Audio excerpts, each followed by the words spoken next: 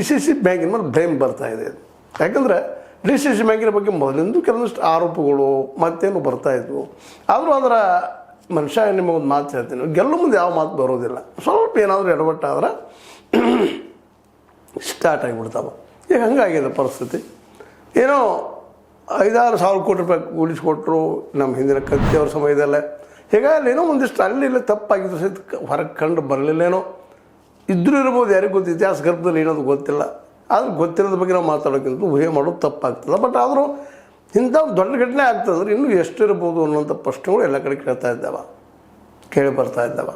ಅದರಲ್ಲೂ ಮುಖ್ಯವಾಗಿ ಈ ಒಂದು ಹೊಸ ಬದಲಾವಣೆ ಆಗ್ಯದ. ಇಲ್ಲಿ ನಾವು ತಿಳ್ಕೊಬೇಕಾಯ್ತು ಭಾಳ ಮಹತ್ವದ ಏನಂದ್ರೆ, ಇಲ್ಲಿವರೆಗೆ ಏನಾಗಿತ್ತು ಅಂದ್ರೆ ಒಂದು ವಿಶೇಷವಾಗಿ DCC ಬ್ಯಾಂಕ್ ಇಲೆಕ್ಷನ್ ಬರೋವರೆಗೆ ನಮ್ಮದು ಏರಿಯಾದಲ್ಲಿ ನೀವು ಬರೋಂಗಿಲ್ಲ, ನಿಮ್ಮದು ಏರಿಯಾದಾಗ ನಾವು ಬರೋದಿಲ್ಲ ಅನ್ನೋಂಥ ಒಂದು ವಾತಾವರಣ ಇರೋದರಿಂದ ಹೆಚ್ಚು ವಿಶೇಷವಾಗಿ ಎಲ್ಲರೂ ಬೆಡರ್ಪಾಲ್ ಅಡ್ಜಸ್ಟ್ಮೆಂಟ್ ಪೊಲಿಟಿಕ್ಸ್ ಅಂತೇಳಿ ದೂರ ಸರಿತಾಯಿದ್ರು.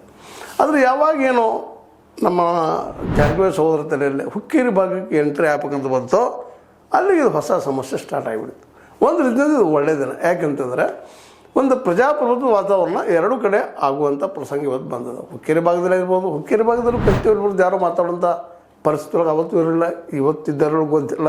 ನಮ್ಮ ಭಾಗದಲ್ಲೂ ಅದೇ ಗೋಕಾಕ್ ಮತ್ತು ಮುಳ್ಗಿ ಭಾಗದಲ್ಲೂ ಜಾರಕಿಹೊಳಿ ಸಹೋದರ ವಿರೋಧವಾಗಿ ಅಥವಾ ತಪ್ಪುಗಳಿದ್ದಾಗ ಹೇಳುವಂಥ ಶಕ್ತಿ ಯಾರಿಗೂ ಇರಲಿಲ್ಲ.